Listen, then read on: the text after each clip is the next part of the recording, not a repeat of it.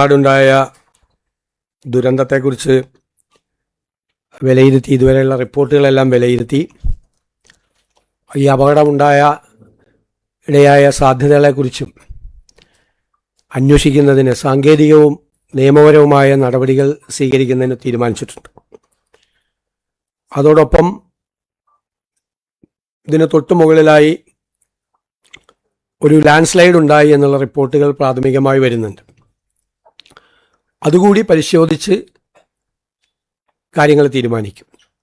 കേന്ദ്ര സർക്കാർ ഈ തുരങ്ക നിർമ്മാണത്തിനായി പാരിസ്ഥിതിക അനുമതി കൊടുത്തപ്പോൾ കൊടുത്ത കർശനമായ നിർദ്ദേശങ്ങൾ ഇതിൻ്റെ നിർമ്മാണ കരാർ ഏറ്റെടുത്തിരിക്കുന്നവർ പാലിച്ചിട്ടുണ്ടോ എന്ന് പരിശോധിക്കും. അപ്പോൾ അപകട സാധ്യതകൾ എന്തെല്ലാം ഉണ്ട് എന്ന് പരിശോധിച്ചതിന് ശേഷമാണ് പണി തുടരാൻ പോകുന്നത്. അതുവരെ ആ പണി ഇപ്പം നടക്കുന്ന നിർമ്മാണ പ്രവർത്തികൾ അതിന് ശേഷമായിരിക്കും ആരംഭിക്കുന്നത്. അപ്പം അതിൻ്റെ വിശദമായ പഠനം, രണ്ട് അപകടമുണ്ടായ കാര്യവും അതേ അവസരത്തിൽ കേന്ദ്ര സർക്കാരിൻ്റെ പാരിസ്ഥിതിക അനുമതി കൊടുത്തപ്പോൾ കൊടുത്ത കർശനമായ നിർദ്ദേശങ്ങൾ പാലിക്കപ്പെട്ടിട്ടുണ്ടോ എന്നുള്ള കാര്യവും, ഇത് രണ്ടാണ്, രണ്ട് അന്വേഷണമാണ്.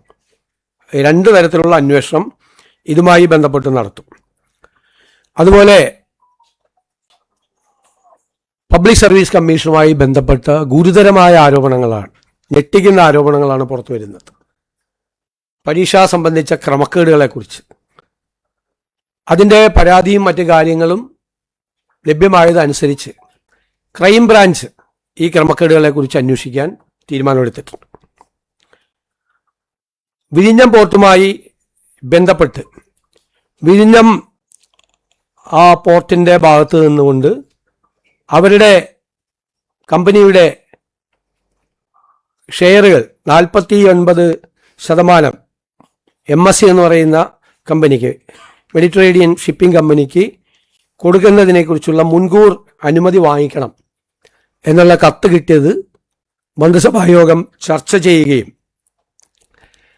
ഇത് പരിശോധിക്കാൻ ഇതിൻ്റെ കൺസെഷൻ എഗ്രിമെൻറ്റും കേരളത്തിൻ്റെ താല്പര്യങ്ങളും പരിശോധിച്ച് നിയമപരമായ കാര്യങ്ങൾ പരിശോധിച്ച് നിർദ്ദേശം നൽകാൻ ഇപ്പോൾ തന്നെ നേരത്തെ തന്നെ രൂപീകരിക്കപ്പെട്ടിട്ടുള്ള വിഴിഞ്ഞം പോർട്ടുമായി ബന്ധപ്പെട്ട് രൂപീകരിക്കപ്പെട്ടിട്ടുള്ള എംപവേർഡ് കമ്മിറ്റിക്ക് ചീഫ് സെക്രട്ടറി അധ്യക്ഷനായിട്ടുള്ള എംപവേർഡ് കമ്മിറ്റിയെ ചുമതലപ്പെടുത്തി. ആ എംപവേർഡ് കമ്മിറ്റിയുടെ തീരുമാനം വീണ്ടും മന്ത്രിസഭ അത് പരിശോധിക്കും. കേരളത്തിൻ്റെ ഒരു താല്പര്യവും ബലീകരിച്ചുകൊണ്ടുള്ള ഒരു തീരുമാനവും സംസ്ഥാന സർക്കാർ എടുക്കില്ല എന്ന തീരുമാനം കൂടി എടുത്തിട്ടുണ്ട്. പിന്നെ നമുക്ക് സുപ്രീം കോടതിയിലെ സീനിയർ സ്റ്റാൻഡിംഗ് കോൺസൽമാരെയും ഹൈക്കോടതിയിലേക്കുള്ള കുറച്ചുകൂടി സ്പെഷ്യൽ ഗവൺമെൻറ് പ്ലീഡർമാരെയും സീനിയർ ഗവൺമെൻറ് പ്ലീഡർമാരെയും നിയമിച്ചിട്ടുണ്ട്. 100 ദിവസത്തെ പരിപാടി അടക്കമുള്ള കാര്യങ്ങൾ കോർഡിനേറ്റ് ചെയ്യുന്നതിന് വേണ്ടി മുഖ്യമന്ത്രിയുടെ ഓഫീസിലും CS-ൻ്റെ ചീഫ് സെക്രട്ടറിയുടെ ഓഫീസിലും ഒരു പ്രോഗ്രാം മാനേജ്മെൻറ്റ് കോർഡിനേഷന് വേണ്ടിയിട്ടുള്ള പ്രത്യേകമായ സംവിധാനം ഏർപ്പെടുത്തിയിട്ടുണ്ട്. 100 ദിവസത്തേക്കുള്ള പദ്ധതി, അതുമായി ബന്ധപ്പെട്ട് മുഖ്യമന്ത്രി തന്നെ 19 മന്ത്രിമാരും അവരുടെ വകുപ്പുകളുമായിട്ടുള്ള മീറ്റിങ്ങുകൾ ഇന്നലെ കഴിഞ്ഞു. അപ്പോൾ അത് സമയബന്ധിതമായി ആ പദ്ധതി പൂർത്തിയാക്കുന്നതിന് വേണ്ടിയിട്ടും ആ പദ്ധതി നിരീക്ഷിക്കുന്നതിന് വേണ്ടിയിട്ടും ഒരു ഓപ്പൺ പോർട്ടൽ, അതായത് മാധ്യമങ്ങൾക്കും പൊതുസമൂഹത്തിനും പരിശോധിക്കാൻ കഴിയാവുന്ന തരത്തിലുള്ള ഓപ്പൺ പോർട്ടൽ, ഓരോ ഡിപ്പാർട്ട്മെൻറ്റിൻ്റെയും 100 ദിവസത്തെ പദ്ധതികൾ, അതിൻ്റെ പുരോഗതി. അപ്പോൾ അത് അവിടെ കളർ കോഡാണ് കൊടുത്തിരിക്കുന്നത്. പൂർണ്ണമായി 80% മീതെ പൂർത്തിയാക്കിയാൽ ഗ്രീൻ കളറാണ്, 50-നും 70-നും ഇടയ്ക്ക് പൂർത്തിയാക്കിയാൽ ആംബറാണ്, ഓറഞ്ച് കളറാണ്. തുടങ്ങിയിട്ടില്ല പരിപാടി, കാര്യമായിട്ടൊന്നും പോകുന്നില്ലെങ്കിൽ റെഡ് കളറാണ് കൊടുത്തിരിക്കുന്നത്. അപ്പോൾ ഒരു പൊതുസമൂഹത്തിൻ്റെയും മാധ്യമങ്ങളുടെയും നിരീക്ഷണത്തിന് വിധേയമായിക്കൊണ്ടാണ് 100 ഡേയ്സ് പ്രോജക്റ്റ് നടപ്പാക്കുന്നത്. ആ പ്രോജക്റ്റുകൾ വിശദമായി വിലയിരുത്തി ഓരോ പ്രോജക്റ്റുകളും അത് നടപ്പാക്കുന്നതിന് വേണ്ടി വിവിധ ഡിപ്പാർട്ട്മെൻറ്റുകളിലെ വിവിധ ഉദ്യോഗസ്ഥരെ ചുമതലപ്പെടുത്തി. അതൊരു പരീക്ഷണം പോലെയാണ്.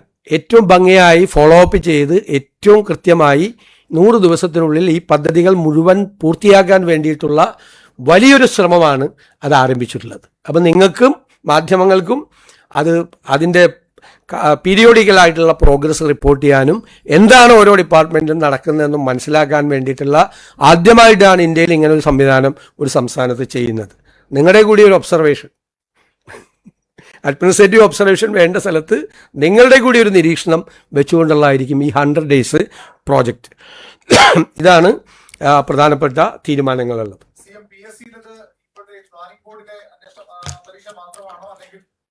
അല്ല, ഉയർന്നു വന്നിരിക്കുന്ന ആരോപണങ്ങൾ KS പരീക്ഷയെ പറ്റി ഉയർന്നു വന്നിട്ടുണ്ട്, ആരോപണം വന്നിട്ടുണ്ട്. പിന്നെ പരീക്ഷയുടെ മാർക്ക് അറിയാൻ പാടില്ല ഇന്റർവ്യൂ നടത്തുന്നവർ. പക്ഷെ ഇവിടെ പല ഇന്റർവ്യൂ നടത്തിയിരിക്കുന്നത് പരീക്ഷയുടെ മാർക്ക് അറിഞ്ഞിട്ട് ആ പരീക്ഷയിൽ ഏറ്റവും കൂടുതൽ മാർക്ക് കിട്ടിയവരെ, മാർക്ക് കുറഞ്ഞവരെ മറികടക്കാൻ വേണ്ടിയിട്ട് ഇന്റർവ്യൂവിൽ മാർക്ക് കൂട്ടിക്കൊടുത്തു എന്നുള്ളതെല്ലാം ആരോപണങ്ങൾ വന്നിട്ടുണ്ട്. അതടക്കമുള്ള എല്ലാ കാര്യങ്ങളും പരിശോധിക്കും. അല്ലല്ല, അത് നോക്കും, പരിശോധിക്കും.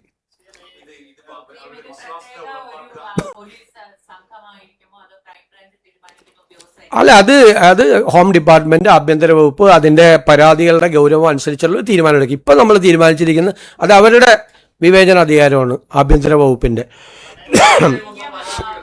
അതല്ല അവർ നിശ്ചയിക്കും, ആഭ്യന്തര വകുപ്പ്. അടുത്ത ഈ ചോദ്യം,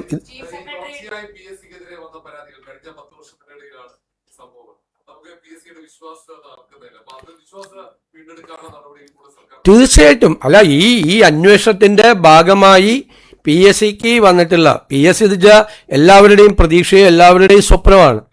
ലക്ഷക്കണക്കിന് ചെറുപ്പക്കാരാണ് അത് എഴുതി കാത്തിരിക്കുന്നത്. അവരുടെ ഈ ചോദ്യങ്ങളിൽ നടക്കുന്ന ക്രമക്കേടുകൾ, ചോദ്യം തയ്യാറാക്കുന്നതിൽ നടക്കുന്ന ക്രമക്കേടുകൾ, മാർക്ക് ഇടുന്നതിൽ നടത്തിയ ക്രമക്കേടുകൾ, ഇങ്ങനെ ഒരുപാട് ആരോപണങ്ങൾ വന്നുകൊണ്ടിരിക്കുകയാണ്. ഒരുപാട് KS പരീക്ഷയെക്കുറിച്ചുള്ള ഗുരുതരമായ ആരോപണങ്ങൾ വന്നു. അതെല്ലാം പരിശോധിക്കട്ടെ. നമ്മൾ ഒരു പരിശോധനയും അന്വേഷണവും നടക്കാതെ ഞങ്ങളൊരു കൺക്ലൂഷനിൽ എത്തുന്നത് ശരിയല്ല. നമ്മളൊരു സ്ഥാപനത്തിന്റെ വിശ്വാസം നശിപ്പിക്കാൻ വേണ്ടി നമ്മളൊന്നും ചെയ്യും. പക്ഷെ അന്വേഷിക്കും, കാരണം അന്വേഷിക്കാതിരിക്കാൻ നിവൃത്തിയില്ല.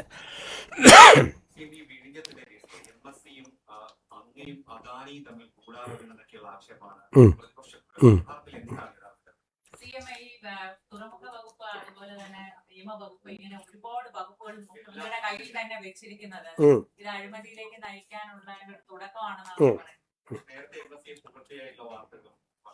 പറയുന്നത്. രണ്ട് മൂന്ന് ചോദ്യമായി. ഇനി എനിക്കൊരു ചോദ്യമുണ്ട് അങ്ങോട്ട്.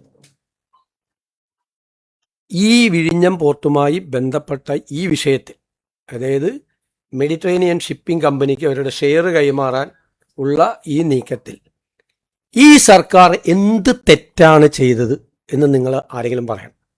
നിങ്ങൾ ചോദിച്ചു, എന്ത് തെറ്റാണ് ചെയ്തത്? ഈ സർക്കാർ എന്ത് തെറ്റാണ് ചെയ്തത്?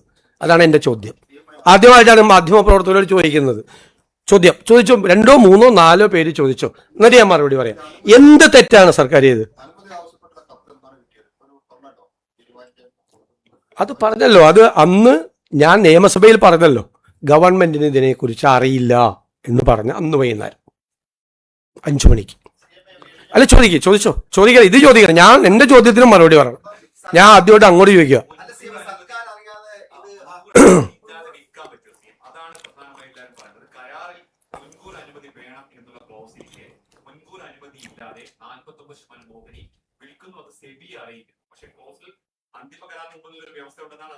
അടുത്ത ചോദ്യം ചോദിച്ചു.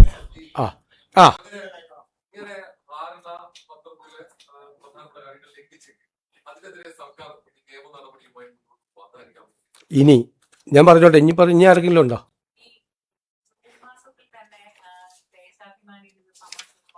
അല്ല, അത്